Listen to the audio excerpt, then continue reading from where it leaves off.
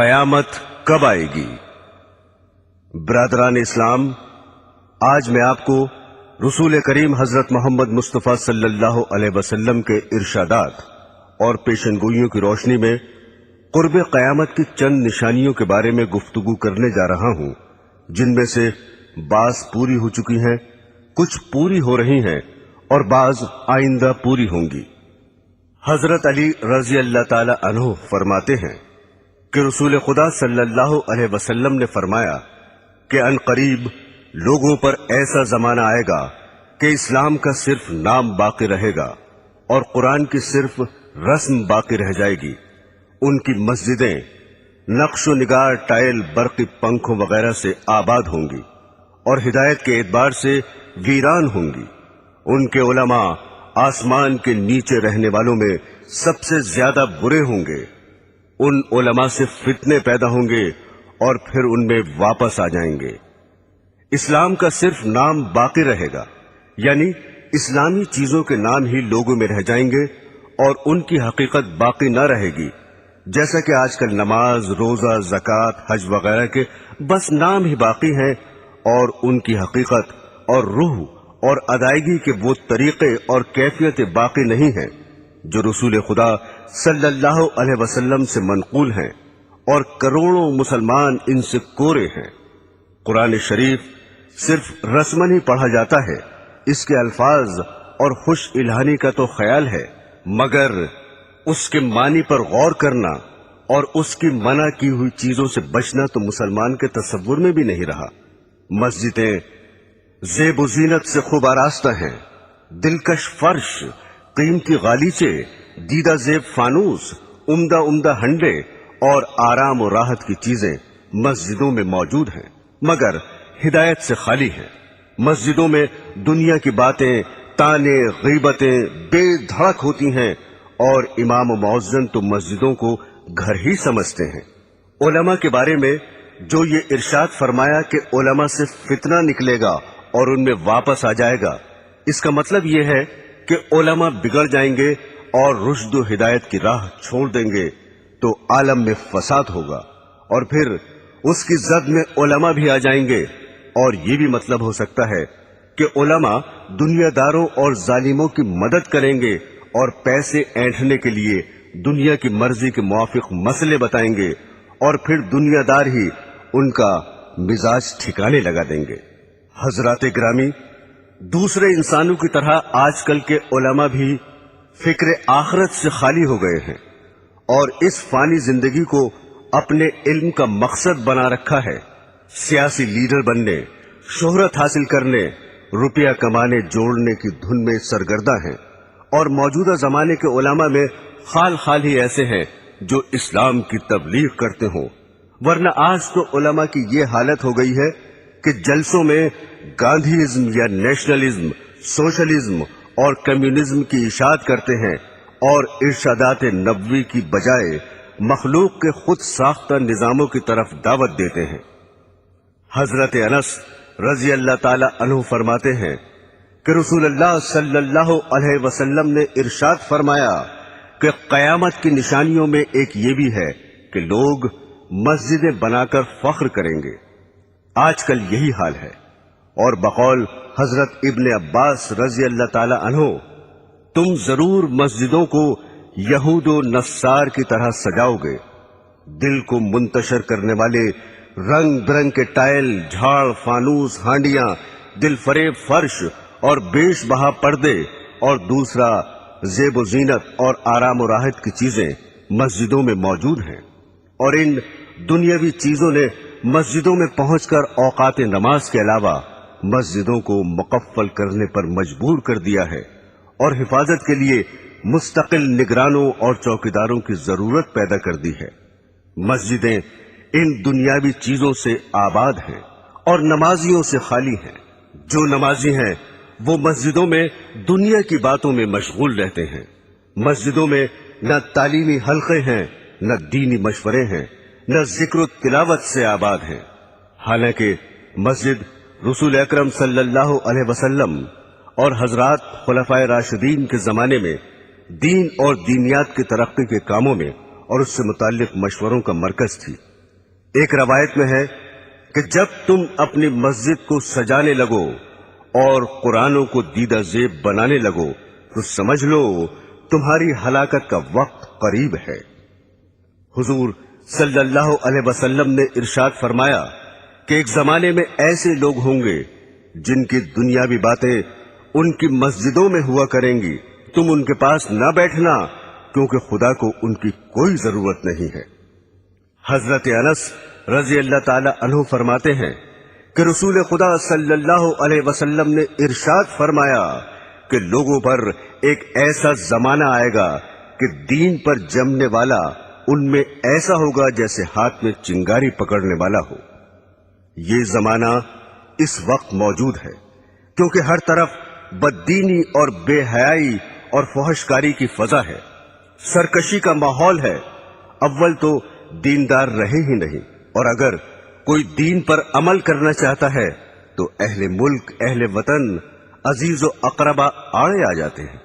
بیوی کہتی ہے کہ تنخواہ میں میرا پورا نہیں پڑتا، دنیا رشوت لے رہی ہے، تم بڑے پرہیزگار بنے ہوئے ہو۔ ہم عمر مذاق اڑا رہے ہیں کہ داڑھی رکھ کر ملا بن گئے، جھاڑ سا لگائے پھر رہے ہو، ریل میں یا لاری میں سفر کر رہے ہیں اور ایک شخص نماز پڑھنا چاہتا ہے مگر اس کے لیے نہ ریل ٹھہر سکتی ہے نہ لاری رک سکتی ہے، لیکن اگر کسی کو کچھ دنیاوی نقصان ہو جائے تو سب ہمدردی کے لیے حاضر ہیں۔ آج کل دینداری اختیار کرنا ساری دنیا سے لڑائی مول لینے کے مترادف ہے۔ دین کا درد پیدا کرنے اور بددینی کی فضا میں نکلنے کی قوت حاصل کرنے کے لیے خانقاہوں اور دینداروں کی مجلسوں میں شرکت کرنا بہت ہی ضروری ہے۔ جب انسان بددینی کے ماحول سے معصیت اختیار کر سکتا ہے تو دینداری کی فضا میں پہنچ کر نیک بھی بن سکتا ہے۔ اگر کسی وجہ سے دینداروں سے دور ہو تو بد دینوں سے بھی دور رہے۔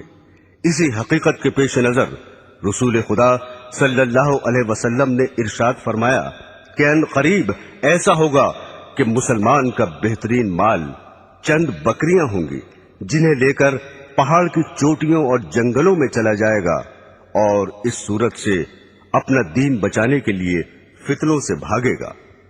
ایک اور حدیث میں ہے کہ رسول خدا صلی اللہ علیہ وسلم نے ارشاد فرمایا کہ ان قریب فتنے پیدا ہوں گے، اس وقت بیٹھا ہوا کھڑے ہوئے سے بہتر ہوگا، کیونکہ بیٹھا ہوا شخص بنسبت کھڑے ہوئے شخص کے فتنے سے دور ہوگا، اور کھڑا ہوا چلنے سے بہتر ہوگا، اور چلنے والا دوڑنے والے سے بہتر ہوگا۔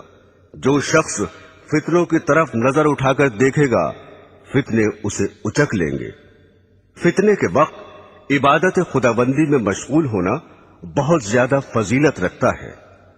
رسول خدا صلی اللہ علیہ وسلم نے ارشاد فرمایا کہ قتل کے زمانے میں عبادت کرنا میری طرف ہجرت کرنے کے برابر ہے۔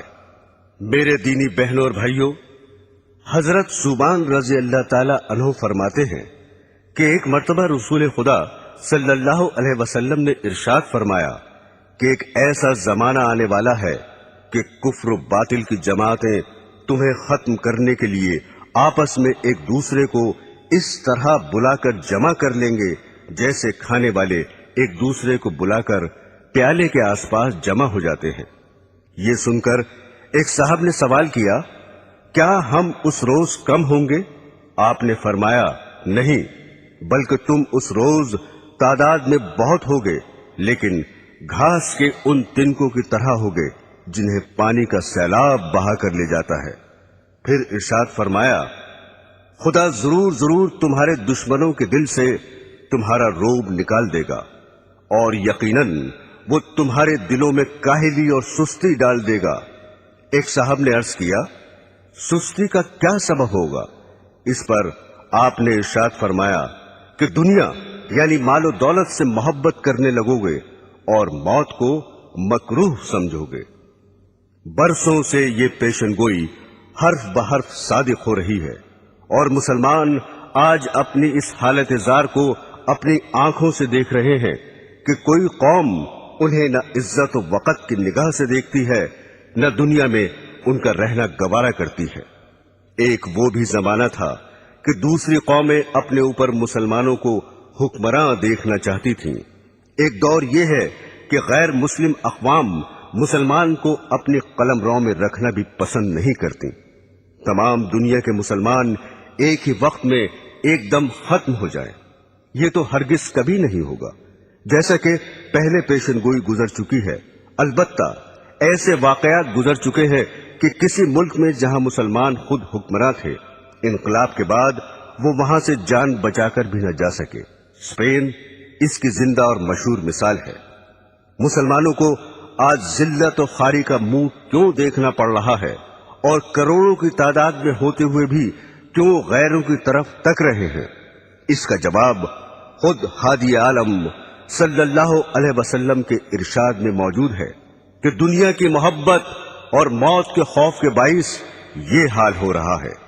جب مسلمان دنیا کو محبوب نہ سمجھتے تھے اور جنت کے مقابلے میں جو موت کے بغیر نہیں مل سکتی، دنیا کی زندگی ان کی نظروں میں کچھ بھی حقیقت نہ رکھتی تھی، اس لیے وہ موت سے ڈرتے نہ تھے۔ حالانکہ تعداد میں کم تھے، لیکن دوسری قوموں پر حکمراں رہے اور اللہ کی راہ میں جہاد کر کے غیروں کے دلوں تک پر حکومت کرنے لگے۔ آج بھی جو ہمارا حال ہے ہم اسے خود بدل سکتے ہیں، بشرطے کہ پچھلے مسلمانوں کی طرح دنیا کو ذلیل اور موت کو عزیز از جان سمجھنے لگے، ورنہ ذلت اور بڑھتی ہی رہے گی۔ حضرات گرامی، حضرت ابو ہریرہ رضی اللہ تعالی عنہ فرماتے ہیں کہ رسول خدا صلی اللہ علیہ وسلم نے ارشاد فرمایا کہ قیامت کی نشانیوں میں سے یہ بھی ہے کہ علم اٹھ جائے گا، جہالت بہت بڑھ جائے گی، زنا کی کثرت ہوگی، شراب بہت پی جائے گی، مرد کم ہو جائیں گے، عورتیں اس قدر زیادہ ہو جائیں گی کہ 50 عورتوں کی خبرگیری کے لیے ایک ہی مرد ہوگا۔ اس حدیث میں جو کچھ ارشاد فرمایا ہے اس وقت ہو بہو ہو رہا ہے۔ البتہ عورتوں کی ابھی اتنی زیادتی نہیں ہوئی جتنی اس حدیث میں درج ہے، مگر یورپ کی جنگیں ان قریب ہی اس پیشن گوئی کو سچا کر دکھانے والی ہیں۔ حضرت انس رضی اللہ تعالی عنہ فرماتے ہیں کہ رسول خدا صلی اللہ علیہ وسلم نے ارشاد فرمایا کہ قیامت اس وقت تک قائم نہ ہوگی جب تک کہ وقت جلدی جلدی نہ گزرنے لگے۔ پھر اس کی تشریح فرمائی کہ 1 سال 1 ماہ کے برابر ہوگا، اور 1 ماہ 1 ہفتے کے برابر ہوگا، اور 1 ہفتہ 1 دن کے برابر ہوگا، اور 1 دن 1 گھڑی کے برابر ہوگا، اور 1 گھڑی ایسے گزر جائے گی جس طرح آگ کا شعلہ یکایک بھڑک کر ختم ہو جاتا ہے۔ برادران اسلام، قرب قیامت کی نشانیوں میں سے یہ بھی ہے کہ سود عام ہوگا اور حلال و حرام کا خیال نہ کیا جائے گا۔ حضرت ابو ہریرہ رضی اللہ تعالی عنہ فرماتے ہیں کہ رسول خدا صلی اللہ علیہ وسلم نے ارشاد فرمایا کہ لوگوں پر ایک ایسا زمانہ آئے گا کہ انسان یہ پرواہ نہ کرے گا کہ اس نے حلال حاصل کیا یا حرام لیا۔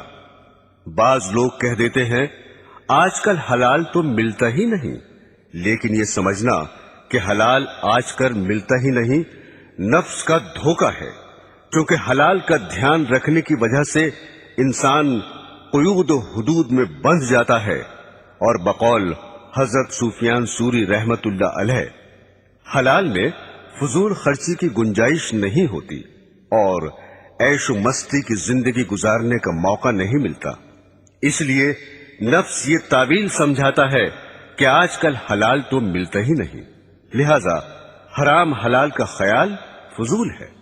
لیکن جن بندوں کے دل میں خدا کا خوف ہے اور جنہوں نے سرور عالم صلی اللہ علیہ وسلم کا فرمان کہ جنت میں وہ گوشت داخل نہ ہوگا جو حرام سے بڑھا ہو، جو گوشت حرام سے بڑھا ہو دوزخ اس کی زیادہ مستحق ہوگی۔ اگرچہ حلال ان کو زیادہ نہیں ملتا اور حلال طلب کرنے والوں کی بسا اوقات دنیاوی ضرورتیں بھی رکی رہتی ہیں، لیکن آخرت کے بے پناہ عذاب سے بچنے کے لیے دنیا کی جلدی ختم ہو جانے والی تکلیفوں کا برداشت کرنا ہر عقل مند کے لیے ضروری اور لازمی ہے۔ یہاں یہ بات بھی قابل غور ہے کہ حلال ملنے کی دقت بھی تو خود ہماری ہی پیدا کرتا ہے۔ اگر تقوی اور پرہیزگاری کی طرف لوگوں کا رخ ہو جائے اور سب حلال کمانے کی فکر کرے تو جو مشکلات آج پیدا ہو رہی ہیں وہ کسب حال میں ہرگز پیش نہ آئیں، مگر حال یہ ہے کہ جو دیندار اور پرہیزگار سمجھے جاتے ہیں، برس ہا برس کے نمازی ہیں، وہ بھی کمانے کے سلسلے میں مفتی صاحب کی خدمت میں یہ معلوم کرنے کے لیے نہیں پہنچتے کہ میں یہ تجارت کرنا چاہتا ہوں یا فلاں محکمے میں مجھے ملازمت مل رہی ہے، یہ جائز ہے یا ناجائز۔ حالانکہ شریعت میں ہر محکمے اور ہر معاملے کے احکام موجود ہیں۔ حضرت موسیٰ علیہ السلام کی شریعت کے ساتھ یہود کا یہی معاملہ تھا کہ بعض پر عمل کرتے اور بعض کو پس پشت ڈال رکھا تھا۔ اس حقیقت کو خداوند قدوس نے یوں ارشاد فرمایا ہے، کیا خدا کی کتاب کے ایک حصے پر تمہارا ایمان ہے اور تم اسی کتاب کے کچھ حصوں کا انکار کرتے ہو؟ رسول اللہ صلی اللہ علیہ وسلم نے ارشاد فرمایا کہ لوگوں پر ضرور ایک ایسا دور آئے گا کہ کوئی شخص ایسا باقی نہ رہے جو سود کھانے والا نہ ہو، اور اگر سود بھی نہ کھائے گا تو اسے سود کا دھواں اور بعض روایات میں غبار پہنچ جائے گا۔ یہ پیشن گوئی بھی اس وقت صادق آ رہی ہے۔ بینکوں سے تعلق رکھنے والوں اور بینک کے ذریعے کاروبار چلانے والوں کو اور پھر ان سے شرکت یا ملازمت کے ذریعے روپیہ حاصل کرنے والوں کو شمار کر لو، پھر دیکھو کہ سود سے یا اس کے اثر سے کون بچ رہا ہے۔ برادران اسلام، حضرت ابو ہریرہ رضی اللہ تعالی عنہ فرماتے ہیں کہ رسول خدا صلی اللہ علیہ وسلم نے خدا کی قسم کھا کر ارشاد فرمایا کہ اس وقت تک دنیا ختم نہ ہوگی جب تک لوگوں پر ایسا دن نہ آ جائے گا کہ قاتل کو یہ علم نہ ہوگا کہ میں نے کیوں قتل کیا، اور مقتول یہ نہ جانے گا کہ میں کیوں قتل ہوا۔ کسی نے عرض کیا، ایسا کیوں ہوگا؟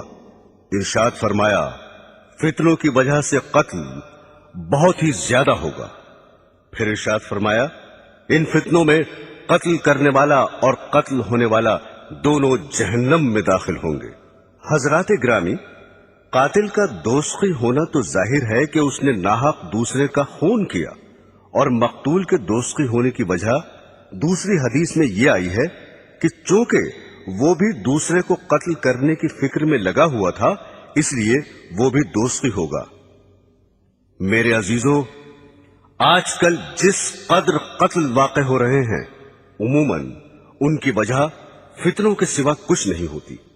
قومی عصبیت اور فرقہ پرستی کے باعث ہزاروں جانیں ختم ہو جاتی ہیں، اور قاتل کو مقتول کی خبر نہیں ہوتی، نہ مقتول کو قاتل کا پتہ چلتا ہے۔ دوسرے فرقے کا جو شخص ہاتھ لگا ختم کر ڈالا۔ چند انسانوں کے نظریوں کی جنگ نے ایسے ایسے آلات جنگ تیار کر لیے ہیں کہ شہر کے شہر ذرا ہی دیر میں فنا کے گھاٹ اترتے چلے جاتے ہیں۔ پھر تعجب یہ ہے کہ ہر فریق یہ کہتا ہے کہ ہم امن چاہتے ہیں۔ برادران اسلام، حضرت عمر اور حضرت ابو ہریرہ رضی اللہ تعالی عنہما سے روایت ہے کہ رسول خدا صلی اللہ علیہ وسلم کی خدمت میں آ کر ایک صاحب نے دریافت کیا کہ قیامت کب آئے گی؟ آپ نے ارشاد فرمایا کہ میں اور تم اس معاملے میں برابر ہیں، یعنی اس کا جیسے تمہیں پتہ نہیں مجھے بھی علم نہیں۔ ان صاحب نے عرض کیا، تو اس کی نشانیاں ہی بتا دیجئے۔ آپ نے ارشاد فرمایا، اس کی بعض نشانیاں یہ ہیں کہ عورتیں ایسی لڑکیاں جننے لگیں جو ان ماؤں پر حکم چلائیں، اور تم دیکھو گے کہ ننگے پیر اور ننگے بدن والے تنگ دست اور بکریاں چلانے والے مکانات کی بلندی پر فخر کریں گے۔ یہ حضرت عمر کی روایت کے الفاظ ہیں، اور حضرت ابو ہریرہ رضی اللہ تعالی عنہ کی روایت میں ہے کہ آپ نے فرمایا، جب تم ننگے پیر اور ننگے بدن والوں गूंगों बहरों को जमीन का बादशाह देखो, उस वक्त कयामत करीब होगी। मकानात की बुलंदी पर फख्र करना और ऐसी औलाद का पैदा हो जाना जो वालिदैन पर हुक्म चलाए, इस दौर में हूबहू मौजूद है।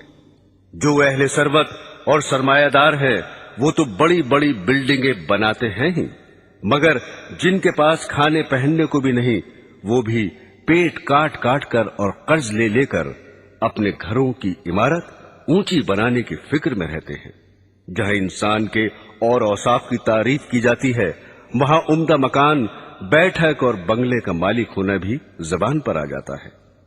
नंगे बदन और नंगे पैर वाले बादशाह तो अभी मौजूद नहीं हुए, आइंदा जरूर होंगे, जैसा कि सरवर आलम सल्लल्लाहु अलैहि वसल्लम ने खबर दी है। अलबत्ता ऐसे हुक्मरां इस वक्त भी मौजूद हैं जिन्हें गूंगा और बहरा कहना बिल्कुल सही है, क्योंकि उनमें न हक सुनने की सलाहियत है, न हक कहने की काबिलियत है।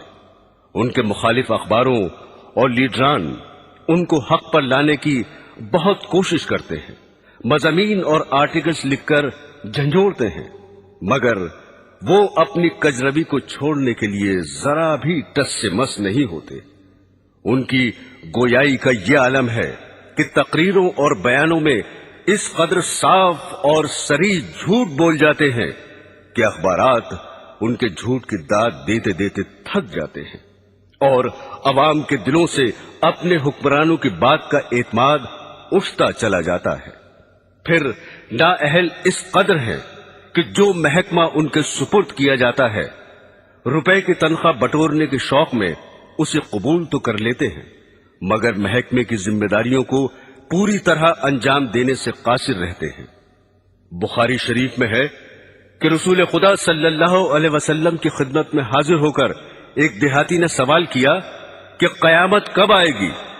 आपने इरशाद फरमाया, जब अमानतदारी जाती रहे तो कयामत का इंतजार करना। साइल ने दोबारा दरियाफ्त किया कि अमानतदारी कैसे जाया होगी। इरशाद फरमाया, जब ओहदे नाअहलों के सुपुर्द कर दिए जाएं, जैसे सदारत, कयादत, हुकूमत, विजारत, तदरीस, अमामत, खिताबत वगैरह, तो कयामत का इंतजार करना। यानी जब ऐसा होगा तो अमानतदारी भी जाया कर दी जाएगी। इस इरशाद से मालूम हुआ कि नालायक हुक्मरानों के अलावा दूसरे ओहदों पर फायज होने वाले भी नाअहल होंगे। चुनाचे आजकल मौजूद हैं फासिक, बखील, बदकार और बद अखलाक लोग बड़े बड़े ओहदों पर फायज हैं। जो लोग मौजिज और अहले अक्ल समझे जाते हैं, दौलत और सरवत की वजह से उन्हें बड़ा आदमी कहा जाता है।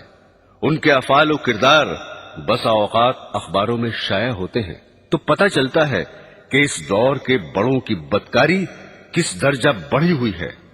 और सैयद आलम सल्लल्लाहु अलैहि वसल्लम का इरशाद ग्रामी, उस वक्त तक कयामत कायम न होगी जब तक दुनिया का सबसे ज्यादा हिस्सा ऐसे शख्स को ना मिल जाए जो खुद भी कमीना होगा और उसका बाप भी कमीना होगा।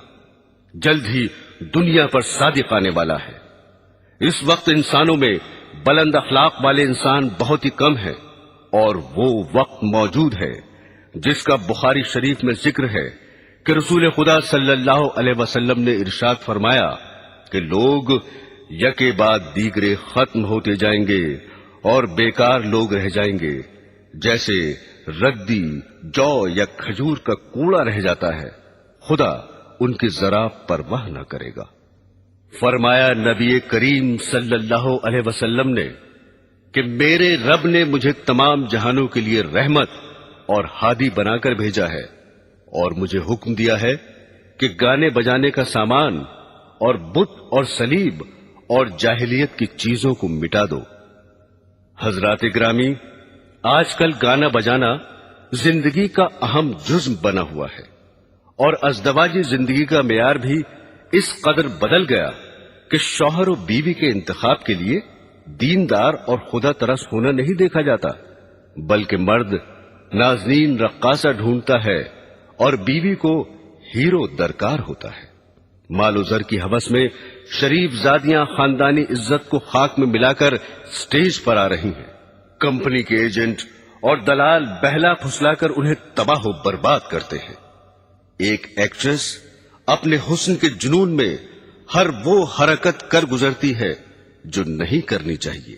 جب پوسٹروں اور اخباروں میں اس کا تعارف کرایا جاتا ہے اور اس کے رقص کی تعریف کی جاتی ہے تو اس کا دل اور بڑھتا ہے اور بے حیائی کے اور زیادہ مراتب طے کرتی چلی جاتی ہے۔ ضرورت زمانہ کو دیکھ کر اب تو بعض اسکولوں میں بھی رقص کی باقاعدہ تعلیم دی جا رہی ہے۔ ریڈیو گھر گھر اچھی باتیں اور عمدہ اخلاق کی تعلیمات پہنچانے کا بہترین ذریعہ ہے، مگر اس میں بھی اچھی تقریریں کبھی کبھی ہوتی ہیں اور گانے ہر وقت ہوتے رہتے ہیں۔ افسوس کہ اس دور کے ذمہ دار انسان بھی اصلاحی پروگراموں کو لے کر آگے نہیں بڑھتے، اور مزید تعجب یہ ہے کہ جو اسلامی اسٹیٹ کہلاتی ہیں وہاں بھی گانے بجانے، عیش و آرام کے آلات، تھیٹر اور سنیما پر کوئی پابندی نہیں ہے۔ حضرت ابو ہریرہ رضی اللہ تعالی عنہ فرماتے ہیں کہ رسول خدا صلی اللہ علیہ وسلم نے ارشاد فرمایا کہ دوستیوں کے دو گروہ پیدا ہونے والے ہیں جنہیں میں نے نہیں دیکھا کیونکہ وہ ابھی پیدا نہیں ہوئے۔ پھر اس کی تشریح کرتے ہوئے فرمایا کہ ایک گروہ تو ایسا پیدا ہوگا جو بیلوں کی دموں کی طرح لمبے لمبے کوڑے لیے پھریں گے اور ان سے لوگوں کو مارا کریں گے، صبح شام اللہ کے غصے اور ناراضگی و لعنت میں پھرا کریں گے۔ دوسرا گروہ ایسی عورتوں کا پیدا ہوگا جو کپڑے پہنے ہوئے بھی ننگی ہی ہوں گی، غیر مردوں کو اپنی طرف مائل کریں گی اور خود بھی ان کی طرف مائل ہوں گی۔ ان کے سر اونٹوں کی جھکی ہوئی پشتوں کی طرح ہوں گے، نہ جنت میں داخل ہوں گی نہ جنت کی خوشبو سونگھیں گی، حالانکہ بلا شک و شبہ اس کی خوشبو اتنی دور سے آتی ہے۔ برادران اسلام، اس حدیث میں دو پیشن گوئیاں مذکور ہیں۔ ایک ظالم گروہ کے بارے میں ہے کہ کچھ لوگ کوڑے لیے پھریں گے اور لوگوں کو ان سے پیٹا کریں گے، یعنی اقتدار کے نشے میں ضعیفوں اور بے کسوں پر ظلم کریں گے اور بلا وجہ خواہ عام پبلک کو ستائیں گے۔ دوسری پیشن گوئی عورتوں کے حق میں ارشاد فرمائی ہے کہ آئندہ زمانے میں ایسی عورتیں موجود ہوں گی جو کپڑے پہنے ہوئے ہوں گی لیکن پھر بھی ننگی ہوں گی، یعنی اس قدر باریک کپڑے پہنیں گی کہ ان کے پہننے سے جسم چھپانے کا فائدہ حاصل نہ ہوگا، یا کپڑا باریک تو نہ ہوگا مگر چست ہونے اور بدن کی ساخت پر کس جانے کی وجہ سے اس کا پہننا اور نہ پہننا برابر ہوگا۔ اور آج کل تو چست ہونے کے ساتھ بدن کا ہم رنگ ہونا بھی داخل فیشن ہو چکا ہے۔ چنانچہ گندمی رنگ کے ایسے موزے داخل لباس ہو چکے ہیں جن کا پیر سے اوپر کا حصہ پنڈلی پر کھال کی طرح چپکا ہوا ہوتا ہے۔ بدن پر کپڑا ہونے اور اس کے باوجود بھی ننگا ہونے کی ایک صورت یہ بھی ہے کہ بدن پر صرف تھوڑا سا کپڑا ہو اور بدن کا بیشتر حصہ اور خصوصاً وہ اعضاء کھلے رہیں جن کو باحیا عورتیں غیر مردوں سے چھپایا کرتی ہیں، جیسا کہ یورپ اور ایشیا کے بعض شہروں میں ایسا لباس پہننے کا رواج ہے کہ صرف گھٹنوں تک قمیض ہوتی ہے، آستینیں موڑھے سے صرف 2-4 انچ ہی بڑی ہوتی ہیں، پنڈلیاں بالکل ننگی ہوتی ہیں اور سر بھی دوپٹے سے خالی ہوتا ہے۔ پھر فرمایا کہ یہ عورتیں مردوں کو اپنی طرف مائل کریں گی اور خود ان کی طرف مائل ہوں گی، یعنی ننگا ہونے کا رواج مفلسی کی وجہ سے نہ ہوگا بلکہ ان کی نیت مردوں کو بدن دکھانا اور ان کا دل لبھانا مقصود ہوگا، اور لبھانے کا دوسرا طریقہ یہ اختیار کریں گی کہ اپنے سروں کو جو دوپٹوں سے خالی ہوں گے مٹکا کر چلیں گی، جس طرح اونٹ کی پشت کا بالائی حصہ تیز رفتار کے وقت زمین کی جانب جھکا رہتا ہے۔ اونٹ کی پشت سے تشبیہ دینے سے یہ بھی بتایا کہ بال پھلا پھلا کر اپنے سروں کو موٹا کریں گی۔ پھر فرمایا کہ ایسی عورتیں جنت میں داخل نہ ہوں گی بلکہ اس کی خوشبو تک نہ سونگھیں گی۔ شریعت اسلامیہ نے زناکاری سے بھی روکا ہے اور ایسی چیزوں سے بھی روکا ہے جو زنا کی طرف بلانے والی ہیں، حتیٰ کہ اس کو بھی زنا فرمایا ہے کہ کوئی عورت تیز خوشبو لگا کر مردوں پر اس لیے گزرے کہ مرد اس کی خوشبو سونگھ لیں۔ برادران اسلام، کسی حادثے اور واقعے کا قیامت کی علامتوں میں سے ہونے کا یہ مطلب نہیں کہ قیامت کے بالکل ہی قریب ہو، بلکہ مطلب یہ ہے کہ قیامت سے پہلے اس کا وجود میں آ جانا ضروری ہے۔ اس لیے آن حضرت صلی اللہ علیہ وسلم نے بہت سے حوادث و واقعات کے بارے میں یہ فرمایا کہ قیامت اس وقت تک قائم نہ ہوگی جب تک ایسا نہ ہو جائے۔ اب میں وہ حوادث و واقعات بیان کرتا ہوں جو عموماً قیامت کے قریب تر زمانے میں ظاہر ہوں گے۔ رسول خدا صلی اللہ علیہ وسلم نے فرمایا کہ عیسائیوں سے صلح کرو گے جو امن والی صلح ہوگی۔ تم اور عیسائی آپس میں مل کر ایک دوسری عیسائی جماعت سے جنگ کرو گے۔ اس جنگ میں تمہاری فتح ہوگی، مال غنیمت ہاتھ لگے گا اور صحیح سالم واپس آ کر بڑے بڑے ٹیلوں والے میدان میں ٹھہرو گے جہاں درخت بہت ہوں گے۔ بیٹھے بٹھائے ایک عیسائی صلیب کو ہاتھ میں اٹھائے گا اور کہے گا کہ صلیب کی برکت سے فتح ہوئی۔ یہ سن کر ایک مسلمان کو غصہ آ جائے گا اور اس سے صلیب چھین کر توڑ ڈالے گا۔ یہ حال دیکھ کر عیسائی صلح کو توڑ دیں گے اور مسلمانوں سے جنگ کرنے کے لیے جمع ہو جائیں گے۔ مسلمان بھی اپنے ہتھیار لے دوڑیں گے اور عیسائیوں سے جنگ کریں گے۔ اس جنگ میں مسلمانوں کا بادشاہ شہید ہو جائے گا اور دوسرے ملکوں کی طرح ملک شام میں بھی عیسائیوں کی حکومت ہو جائے گی، اور جس عیسائی جماعت سے مسلمانوں کے ساتھ مل کر پہلے جنگ کی تھی اس سے اب یہ عیسائی صلح کر لیں گے۔ اس جنگ میں جو مسلمان بچیں گے وہ مدینے میں چلے جائیں گے اور خیبر کے قریب تک عیسائیوں کی حکومت ہو جائے گی۔ حضرات گرامی، جب مسلمان ہر طرف سے گھر جائیں گے اور ان کی حکومت صرف مدینہ منورہ سے خیبر تک رہ جائے گی تو وہ حضرت امام مہدی علیہ السلام کی تلاش میں لگ جائیں گے۔ حضرت امام مہدی علیہ السلام اس وقت مدینے میں ہوں گے اور امامت کا بار اٹھانے سے بچنے کے لیے مکہ مکرمہ چلے جائیں گے۔ مکہ کے بعض باشندے انہیں پہچان لیں گے اور ان کے پاس آ کر مکان سے انہیں باہر لائیں گے اور ان سے زبردستی بیعت یعنی خلافت کر لیں گے، حالانکہ وہ دل سے نہ چاہتے ہوں گے۔ یہ بیعت مقام ابراہیم اور حجر اسود کے درمیان ہوگی۔ غالباً حضرت امام کو طواف کرتے ہوئے بیعت پر مجبور کیا جائے گا۔ جب حضرت امام مہدی علیہ السلام کی خلافت کی خبر مشہور ہوگی تو ملک شام سے ایک لشکر آپ سے جنگ کرنے کے لیے چلے گا اور آپ کے لشکر تک پہنچنے سے پہلے ہی مقام بیدا میں جو مکہ اور مدینہ کے درمیان ہے زمین میں دھنسا دیا جائے گا۔ اس واقعے کی خبر سن کر شام کے ابدال اور عراق کے پرہیزگار لوگ آپ کی خدمت میں پہنچ جائیں گے۔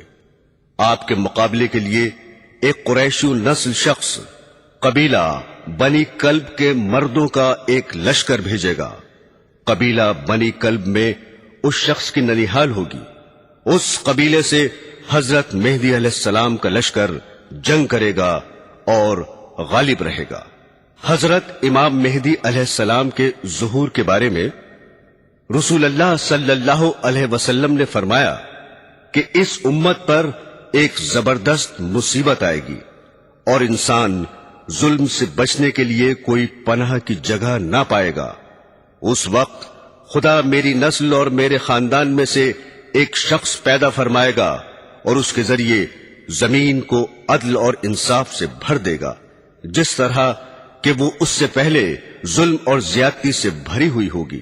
یعنی ان سے پہلے لوگوں میں عدل و انصاف نام کو نہ ہوگا، ہر جگہ ظلم ہی ظلم چھایا ہوگا، اور ان کے آنے پر ساری دنیا انصاف سے بھر جائے گی۔ پھر فرمایا کہ ان کے عدل سے آسمان والے اور زمین والے سب راضی ہوں گے، اور اس زمانے کی نیکیوں اور عدل و انصاف کا یہ نتیجہ ہوگا کہ آسمان ذرا سا پانی بھی برسائے بغیر نہ چھوڑے گا اور خوب موسلادھار بارشیں ہوں گی، زمین بھی اپنے اندر سے تمام پھل پھول غلے اور ترکاریاں اگا دے گی، حتیٰ کہ اس قدر ارزانی اور غذاؤں کی بہتات ہوگی کہ زندہ لوگ مردوں کی تمنا کرنے لگیں گے کہ کاش ہمارے دوست احباب عزیز اور اقربا بھی زندہ ہو جاتے تو اس عیش اور خوشی کے زمانے کو دیکھ لیتے۔ حضرت امام مہدی علیہ السلام کے زمانے میں مال اس قدر کثیر ہوگا کہ ان سے اگر کوئی مال طلب کرے گا تو لپ بھر بھر کر اس کے کپڑے میں اتنا ڈال دیں گے جتنا وہ اٹھا کر لے جا سکے گا۔ ابو داؤد شریف کی ایک روایت میں ہے کہ مہدی علیہ السلام نبی اکرم صلی اللہ علیہ وسلم کے طریق زندگی پر چلیں گے اور ان کے زمانے میں ساری زمین پر اسلام ہی اسلام ہوگا۔ حضرت مہدی علیہ السلام 7 برس حکومت کریں گے، پھر وفات پا جائیں گے اور مسلمان ان کی نماز جنازہ پڑھیں گے۔ برادران اسلام، حضرت مہدی علیہ السلام کو کفار سے کئی جنگیں کرنی پڑیں گی۔ حضرت مکہ سے چل کر مدینہ تشریف لے جائیں گے اور سید عالم صلی اللہ علیہ وسلم کی قبر اطہر کی زیارت کے بعد ملک کے شام کی طرف روانہ ہو جائیں گے۔ چلتے چلتے شہر دمشق تک ہی پہنچیں گے کہ دوسری طرف سے عیسائیوں کی فوج مقابلے میں آ جائے گی۔ اس فوج سے جنگ کرنے کے لیے حضرت مہدی علیہ السلام اپنے لشکر کو تیار کریں گے اور 3 دن جنگ کے بعد چوتھے روز مسلمانوں کو فتح ہوگی۔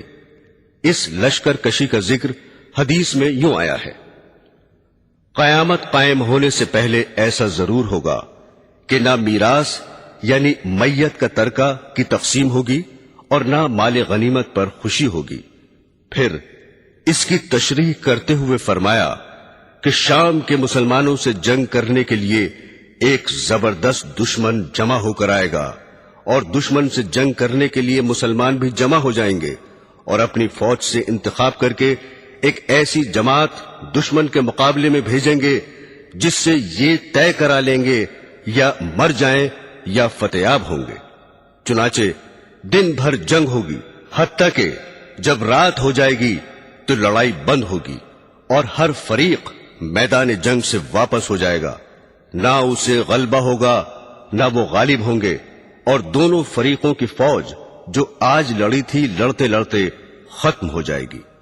دوسرے دن پھر مسلمان ایک ایسی جماعت کا انتخاب کر کے بھیجیں گے جس سے یہ طے کرا لیں گے کہ مرے بغیر یا فتحیاب ہوئے بغیر نہ ہٹیں گے۔ اس روز بھی دن بھر جنگ ہوگی، حتیٰ کہ رات دونوں فریق کے درمیان حائل ہو جائے گی اور کسی کو بھی فتح نہ ہوگی۔ یہ بھی بغیر غلبے کے واپس ہو جائیں گے اور وہ بھی، اور اس روز کی لڑنے والی بھی دونوں فریقوں کی فوج ختم ہو جائے گی۔ تیسرے دن پھر مسلمان ایک جماعت کا انتخاب کر کے میدان جنگ میں بھیجیں گے اور ان سے بھی یہی شرط لگائیں گے کہ مر جائیں گے یا غالب ہو کر ہٹیں گے۔ چنانچہ شام تک جنگ ہوگی اور ہر دو فریق اس روز بھی برابر سرابر لوٹ آئیں گے، نہ یہ غالب ہوں گے نہ وہ، اور اس روز بھی جنگ کرنے والی جماعتیں ہر دو طرف کی ختم ہو جائیں گی۔ چوتھے روز بچے کچے سب مسلمان جنگ کے لیے اٹھ کھڑے ہوں گے اور خدا کافروں کو شکست دے گا، اور اس روز ایسی زبردست جنگ ہوگی کہ اس سے پہلے کبھی نہ دیکھی ہوگی۔ اس جنگ میں شریک ہونے والے ابھی اپنے اپنے کنبے کے افراد کا شمار کر رہے ہوں گے کہ اچانک ایک ایسی جنگ کی خبر سنیں گے جو اس پہلی جنگ سے بھی زیادہ سخت ہوگی، اور ابھی اس دوسری جنگ کی طرف توجہ بھی نہ کر پائیں گے کہ دوسری خبر یہ معلوم ہوگی کہ دجال نکل آیا جو ہمارے بال بچوں کو فتنے میں مبتلا کرنا چاہتا ہے۔ یہ سن کر اپنے ہاتھوں سے وہ مال اور دولت پھینک دیں گے جو ان کے پاس ہوگا اور اپنے گھروں کی طرف چل دیں گے۔ خبر گیری کے لیے اپنے آگے 10 سوار بھیج دیں گے تاکہ دجال کی صحیح خبر لائیں۔ حضرت صلی اللہ علیہ وسلم نے ان سواروں کے بارے میں فرمایا کہ میں ان کے اور ان کے والدوں کے نام اور ان کے گھوڑوں کے رنگ پہچانتا ہوں۔ یہ سوار اس روز زمین پر بسنے والوں میں فضیلت والے سوار ہوں گے۔ حضرات گرامی، اس جنگ میں اس قدر عیسائی قتل ہوں گے کہ جو باقی رہ جائیں گے ان کے دماغ میں حکومت کی بو نہ رہے گی، گرتے پڑتے بھاگیں گے اور تتر بتر ہو جائیں گے۔ بھاگتے ہوئوں کا یہی مسلمان پیچھا کریں گے اور ہزاروں کو موت کے گھاٹ اتار دیں گے۔ اس کے بعد حضرت امام مہدی علیہ السلام اسلامی شہروں کے بندوبست میں لگ جائیں گے اور ہر جگہ سینکڑوں فوجیں اور بے شمار لشکر روانہ فرمائیں گے۔ ان کاموں سے فرصت پا کر شہر قسطنطینیہ فتح کرنے کے لیے روانہ ہوں گے، جس کا فتح ہونا علامات قیامت میں سے ہے۔ جب آپ دریائے روم کے کنارے پہنچیں گے تو بنو اسحاق کے 70,000 آدمیوں کو کشتی میں سوار کر کے شہر پر حملہ کرنے کا حکم دیں گے۔ حضرات گرامی، پوری روایت اس طرح ہے کہ رسول اللہ صلی اللہ علیہ وسلم نے ایک مرتبہ حضرات صحابہ رضی اللہ تعالی عنہ سے ارشاد فرمایا، کیا تم ایسے شہر کو جانتے ہو جس کی ایک جانب خشکی اور دوسری جانب سمندر ہے؟ صحابہ نے عرض کیا، جی ہاں جانتے ہیں۔ ارشاد فرمایا، اس وقت تک قیامت قائم نہ ہوگی جب تک بنو اسحاق کے 70,000 انسان اس شہر پر حملہ کر کے جنگ نہ کر لیں گے۔ جب یہ لوگ جنگ کرنے کے لیے اس شہر کے قریب آ کر قیام کریں گے تو نہ ہتھیاروں سے لڑیں گے اور نہ کوئی تیر پھینکیں گے، بلکہ محض خدا کی غیبی مدد کے ذریعے فتح حاصل کر لیں گے، جس کی صورت یہ ہوگی کہ لا الہ الا اللہ واللہ اکبر کا نعرہ لگائیں گے تو اس کی ایک طرف کی دیوار گر جائے گی، پھر دوبارہ لا الہ الا اللہ واللہ اکبر کا نعرہ لگائیں گے تو اس کی دوسری جانب کی دیوار گر جائے گی، پھر تیسری بار نعرہ لگائیں گے تو شہر میں داخل ہونے کے لیے راستہ مل جائے گا اور اس میں داخل ہو جائیں گے۔ داخل ہو کر شہر کو فتح کر لیں گے اور مال غنیمت ہاتھ لگے گا۔ غنیمت کا مال تقسیم کر ہی رہے ہوں گے کہ اچانک یہ آواز سنیں گے کہ دجال نکل آیا۔ اس کی آواز کو سن کر ہر چیز کو چھوڑ کر واپس آ جائیں گے۔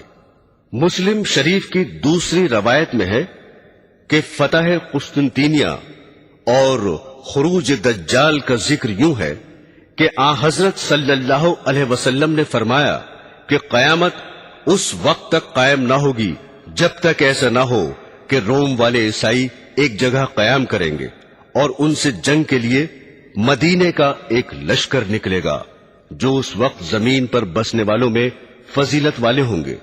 جب دونوں طرف سے فوجیں صف بنا کر کھڑی ہو جائیں گی تو عیسائی کہیں گے کہ ہمیں اور ان مسلمانوں کو چھوڑ دو جو ہمارے آدمیوں کو قید کر لائے ہیں۔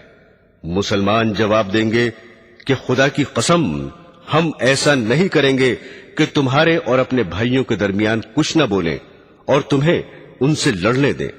یہ کہہ کر عیسائیوں سے جنگ کریں گے اور اس جنگ میں مسلمانوں کا تہائی لشکر شکست کھا جائے گا، یعنی فوج کے تہائی آدمی جنگ سے بچ کر علیحدہ ہو جائیں گے اور خدا ان کی توبہ کبھی قبول نہ کرے گا، اور تہائی لشکر شہید ہو جائے گا جو اللہ کے نزدیک افضل الشہداء ہوں گے، اور تہائی لشکر عیسائیوں پر غلبہ پا کر فتح یاب ہوگا جو کبھی بھی فتنے میں نہ پڑیں گے، اور یہی تہائی لشکر قسطنطینیہ کو فتح کرے گا۔ فتح قسطنطینیہ کے بعد غنیمت کے مال کو تقسیم کر رہے ہوں گے اور اپنی تلواریں زیتون کے درخت پر لٹکائے ہوئے ہوں گے کہ اچانک شیطان زور سے یوں پکارے گا، بلا شبہ دجال تمہارے پیچھے تمہاری اہل اولاد میں پہنچ گیا۔ حالانکہ یہ خبر جھوٹ ہوگی۔ اس کے بعد مسلمانوں کا لشکر شام کی طرف رخ کرے گا، اور جب شام پہنچیں گے تو دجال نکل آئے گا۔ اسی اثنا میں کہ جنگ کی تیاری کر رہے ہوں گے اور صفیں درست کرتے ہوں گے، نماز کا وقت ہو جائے گا اور نماز کھڑی ہو جائے گی۔ اتنے میں حضرت عیسیٰ علیہ السلام آسمان سے اتر آئیں گے اور ان کے امام بنیں گے۔ حضرت عیسیٰ علیہ السلام کو دیکھتے ہی خدا کا دشمن دجال اس طرح پگھلنے لگے گا जैसे पानी में नमक पिघलता है। अगर हजरत ईसा अलैहिस्सलाम उसको कत्ल न करे और वैसे ही छोड़ दे तो दज्जाल बिल्कुल पिघल कर हलाक हो जाए, लेकिन वो उसे अपने हाथ से कत्ल करेंगे और अपने नेज़े में उसका खून लगा हुआ लोगों को दिखाएंगे। ब्रादरान इस्लाम, हजरत अजीफा रजी अल्लाह ताला अन्हु फरमाते हैं कि रसूल खुदा सल्लल्लाहु अलैहि वसल्लम ने फरमाया कि बेशक दज्जाल निकलेगा और बेशक उसके साथ में पानी भी होगा और आग भी होगी। बाज रवायात में है कि उसके साथ उसकी जन्नत भी होगी और उसकी दोज़ख भी होगी। जिसे लोग पानी समझेंगे वो वाक़अतन जलाने वाली आग होगी, यानी उसको कबूल करने के सबब दोज़ख की आग में जलेंगे, और जिसे लोग आग समझेंगे वो मीठा पानी होगा। लिहाजा तुम में से जो कोई उसके जमाने में हो तो चाहिए कि उसी में गिरे जो आग दिखाई दे रही हो, क्योंकि वो दर हकीकत मीठा पानी है। मुस्लिम की रिवायत में यह भी है कि दज्जाल की दोनों आंखों के दरमियान लफ्ज काफिर लिखा होगा, जिसे हर पढ़ा बेपढ़ा मोमिन पढ़ सकेगा। बाज रवायात में है कि उसके साथ गोश्त रोटी के पहाड़ और पानी की नहरें होंगी। किसी के गुस्सा दिलाने पर मशरिक से निकल पड़ेगा और मदीना जाने का कष्ट करेगा, लेकिन मदीने में दाखिल न हो सकेगा, क्योंकि उस रोज मदीने के 7 दरवाजे होंगे और हर दरवाजे पर 2 फरिश्ते पहरे के लिए मुकर्रर होंगे। लिहाजा वो ओहद के पहाड़ के पीछे ठहर जाएगा और वहां से फरिश्ते उसका रुख शाम की तरफ कर देंगे। शाम की तरफ चल देगा, वहीं हजरत मसीह अलैहिस्सलाम के हाथों हलाक होगा। हजरात ग्रामी, जिस वक्त मदीने के करीब ओहद के पीछे आकर ठहरेगा तो मदीने में जलजले के 3 झटके आएंगे। उससे घबराकर तमाम काफिर और मुनाफिक बाहर निकलकर दज्जाल के पास पहुंच जाएंगे। फतेहुल बारी में हाकिम की एक रवायत नकल की है, जिसमें यह भी है कि मदीने से फासिक मर्द और फासिक औरतें भी उसकी तरफ निकल खड़ी होंगी। इसी असना में जबकि दज्जाल मदीने के करीब ठहरा हुआ होगा, ये वाकया पेश आएगा कि मदीने से एक साहब निकलकर दज्जाल के सामने आएंगे, जो उस जमाने में रुए जमीन पर बसने वालों में सबसे बेहतर होंगे। वो दज्जाल से कहेंगे, मैं गवाही देता हूं कि बेशक तू वही दज्जाल है जिसकी रसूल अल्लाह सल्लल्लाहु अलैहि वसल्लम ने हमें खबर दी थी। उनकी ये बात सुनकर दज्जाल हाजरीन से कहेगा, अगर मैं इसे कत्ल करके फिर जिंदा कर दूं तो भी मेरे दावे में तुम शक करोगे? लोग जवाब देंगे, नहीं। लिहाजा दज्जाल उन साहब को कत्ल कर देगा और फिर जिंदा कर देगा। वो जिंदा होकर कहेंगे कि खुदा की कसम, मुझे तेरे बारे में जितना आज तेरे झूठा होने का यकीन हुआ, ऐसा पहले न था। इसके बाद दज्जाल उन्हें दोबारा कत्ल करना चाहेगा, लेकिन नहीं कर सकेगा। फिर दज्जाल एक कौम के पास पहुंचेगा और उनको अपनी खुदाई की तरफ बुलाएगा, तो वो उस पर ईमान ले आएंगे। दज्जाल अभी अपनी खुदाई के नशे में चूर ही होगा कि अचानक अल्लाह ताला मसीह अलैहिस्सलाम को आसमान से भेज देगा। चुनाचे वो शहर दमिश्क की मशरिक की जानिब से 2 फरिश्तों के परों पर हाथ रखे हुए उतरेंगे। जब सर झुकाएंगे तो उनका पसीना टपकेगा, और जब सर उठाएंगे तो उससे मोतियों की तरह पसीने के नूरानी दाने गिरेंगे, जैसे कि चांदी के बने हुए दाने होते हैं। हजरत ईसा अलैहिस्सलाम के सांस में ये तासीर होगी कि जिस काफिर तक पहुंचेगा वो काफिर मर जाएगा, और आपका सांस वहां तक पहुंचेगा जहां तक आपकी नजर पहुंचती होगी। अब आसमान से उतरकर दज्जाल को तलाश करेंगे, हत्ता कि उसे एक मकाम पर पालेंगे और कत्ल फरमा देंगे। फिर उन लोगों के पास तशरीफ ले जाएंगे जिन्हें अल्लाह ने दज्जाल के फितने से बचा दिया होगा, और उनके चेहरों पर बतौर तबर्रुक हाथ फेरेंगे और उनके जन्नत के दर्जों से बाखबर फरमाएंगे। हजरात ग्रामी, مسلم شریف میں دجال کے قتل ہو جانے اور حضرت عیسیٰ علیہ السلام کے لوگوں کے پاس پہنچ کر چہروں پر ہاتھ پھیرنے کے بعد یاجوج ماجوج کے نکلنے کا ذکر ہے، جس کی تفصیل اس طرح ہے کہ رسول اللہ صلی اللہ علیہ وسلم نے فرمایا کہ عیسیٰ علیہ السلام اسی حال میں یعنی قتل دجال کے بعد لوگوں سے ملنے جلنے میں ہوں گے کہ اللہ پاک کی ان کی طرف وحی آئے گی، بے شک میں اپنے ایسے بندوں کو نکالنے والا ہوں کہ کسی میں ان سے لڑنے کی طاقت نہیں ہے، لہذا تم میرے مومن بندوں کو طور پر لے جا کر محفوظ کر دو۔ چنانچہ حضرت عیسیٰ علیہ السلام مسلمانوں کو لے کر کوہ طور پر تشریف لے جائیں گے اور خدا یاجوج ماجوج کو بھیج دے گا۔ یاجوج ماجوج زمین میں شر و فساد مچا رہے ہوں گے اور اللہ کے نبی حضرت عیسیٰ علیہ السلام اپنے ساتھیوں کے ساتھ کوہ طور پر گھرے ہوئے ہوں گے۔ اللہ کے نبی عیسیٰ علیہ السلام اور ان کے ساتھی اللہ کی جناب میں گڑ گڑائیں گے اور یاجوج ماجوج کی ہلاکت کی دعا کریں گے۔ چنانچہ خدا یاجوج ماجوج پر بکریوں اور اونٹوں کی ناک میں نکلنے والی بیماری بھیج دے گا جو ان کی گردنوں سے نکل آئے گی اور وہ سب کے سب ایک ہی وقت میں مر جائیں گے۔ اس کے بعد حضرت عیسیٰ علیہ السلام اور آپ کے ساتھی آرام سے زمین پر رہنے لگیں گے اور خدا کا ان پر بڑا فضل و کرم ہوگا۔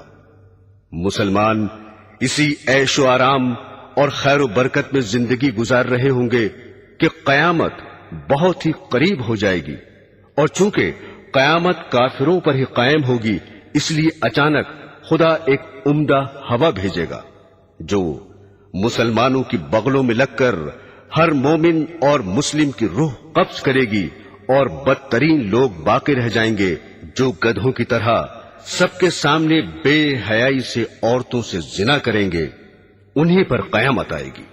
برادران اسلام، حضرت عیسیٰ علیہ السلام کے بعد جہالت اور بددینی بڑھتی چلی جائے گی، حتیٰ کہ زمین میں کوئی اللہ اللہ کہنے والا بھی باقی نہ رہے گا، اور بہت ہی برے انسان دنیا میں رہ جائیں گے اور انہیں پر قیامت قائم ہوگی۔ اس دوران میں قیامت کی باقی نشانیاں بھی ظاہر ہو لیں گی جن کا حدیثوں میں ذکر آیا ہے۔ مثلا حضرت حذیفہ رضی اللہ تعالی عنہ کی روایت ہے کہ آن حضرت صلی اللہ علیہ وسلم نے ارشاد فرمایا کہ قیامت ہرگز قائم نہ ہوگی جب تک تم اس سے پہلے یہ 10 نشانیاں نہ دیکھ لو۔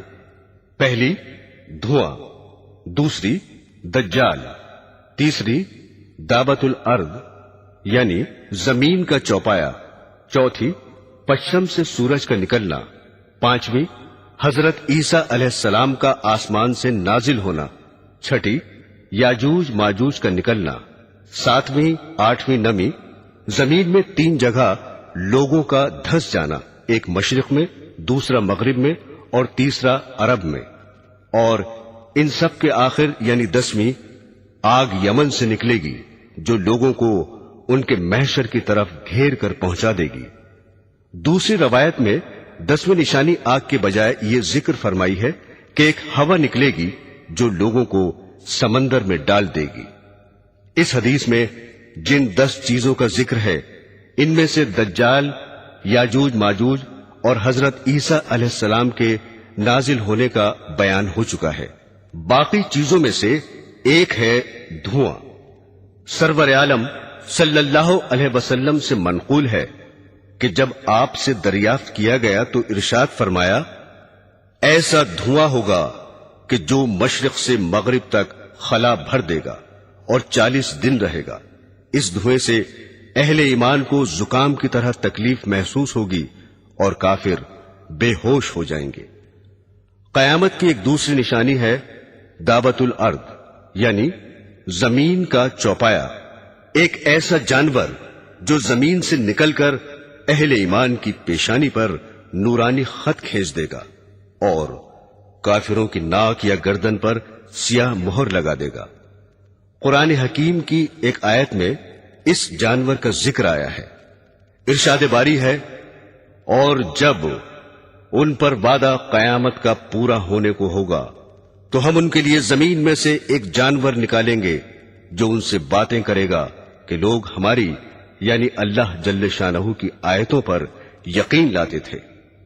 حضرت شاہ صاحب کے مطابق جس روز مغرب سے آفتاب نکل کر واپس ہو کر غروب ہوگا، اس سے دوسرے دن صفا پہاڑ جو مکہ کے قریب ہے زلزلے سے پھٹ جائے گا، اور اس میں سے ایک عجیب شکل کا جانور نکلے گا جس کا منہ انسانوں کے منہ کی طرح ہوگا اور پاؤں اونٹ جیسے ہوں گے، گردن گھوڑے کی گردن کی طرح، اس کی دم گائے کی دم کی طرح، اور کھر ہرن کے کھروں کی طرح، اور سینگ 12 سینگے کے سینگوں کے مشابہ ہوں گے۔ ہاتھوں کے بارے میں لکھتے ہیں کہ اس کے ہاتھ بندر کے ہاتھوں جیسے ہوں گے۔ وہ بڑی فصاحت سے لوگوں سے گفتگو کرے گا، اور اس کے ایک ہاتھ میں حضرت موسیٰ علیہ السلام کا عصا اور دوسرے میں حضرت سلیمان علیہ السلام کی انگوٹھی ہوگی۔ اس تیزی سے تمام ملکوں میں پھرے گا کہ کوئی ڈھونڈنے والا اسے نہ پا سکے گا اور کوئی بھاگنے والا اس سے بچ کر نہ جا سکے گا، اور تمام انسانوں پر نشان لگا دے گا۔ ہر مومن کی پیشانی پر حضرت موسیٰ علیہ السلام کے عصا سے ایک خط کھینچ دے گا جس سے اس کا سارا منہ نورانی اور باروب ہو جائے گا، اور ہر کافر کی ناک یا گردن پر حضرت سلیمان علیہ السلام کی انگوٹھی سے مہر لگا دے گا، جس کی وجہ سے سارا منہ کالا ہو جائے گا، اور مومن اور کافر میں پورا پورا فرق ہو جائے گا، حتیٰ کہ اگر ایک دسترخوان پر بہت سی جماعتیں بیٹھ جائیں تو مومن اور کافر علیحدہ علیحدہ ہو جائیں گے۔ اس کام سے فارغ ہو کر وہ جانور غائب ہو جائے گا۔ حضرات گرامی، مغرب سے آفتاب کا نکلنا بھی قیامت کی نشانیوں میں سے ایک ہے۔ حضرت ابو ذر رضی اللہ تعالی عنہ فرماتے ہیں کہ رسول خدا صلی اللہ علیہ وسلم نے ایک دن مجھ سے سورج چھپ جانے کے بعد فرمایا، تم جانتے ہو یہ کہاں جاتا ہے؟ میں نے عرض کیا کہ اللہ اور اس کا رسول ہی خوب جانتے ہیں۔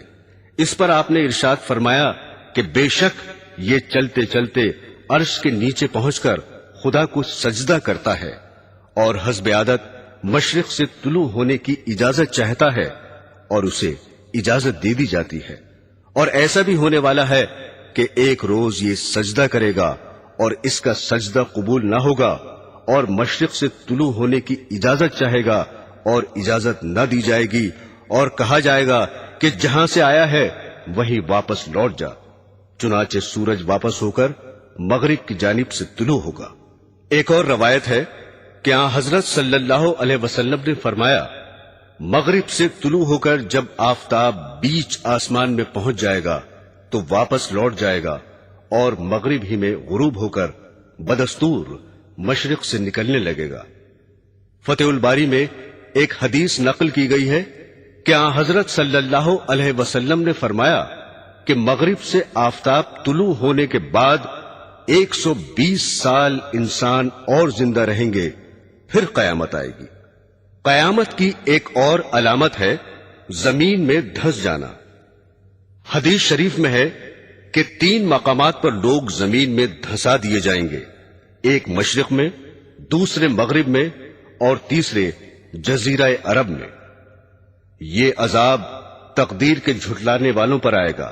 خود حدیث میں اس کی صاف تصریح بھی وارد ہوئی ہے، جو حضرت عبداللہ بن عمر رضی اللہ تعالی عنہ کی ہے کہ رسول اللہ صلی اللہ علیہ وسلم نے فرمایا کہ اس امت میں زمین میں دھس جانا اور صورتوں کا مسخ ہو جانا واقع ہوگا، اور یہ تقدیر کو جھٹلانے والوں میں ہوگا۔ حضرات گرامی، یمن سے آگ کا نکلنا بھی قیامت کی ایک علامت ہے۔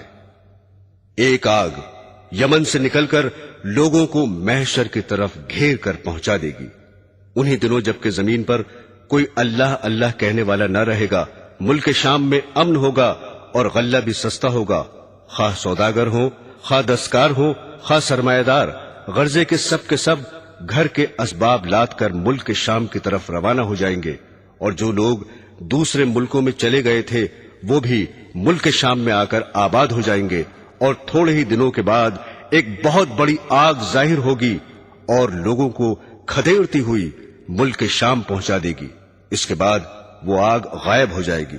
کچھ عرصے بعد لوگ اپنے اپنے وطنوں کا رخ کریں گے اور دوسرے ملکوں میں بھی آدمی جا کر واپس آ جائیں گے، لیکن ملک شام میں پوری آبادی رہے گی۔ یہ قیامت کے نزدیک بالکل آخری علامت ہوگی، اور اس کے 3-4 برس بعد قیامت آ جائے گی۔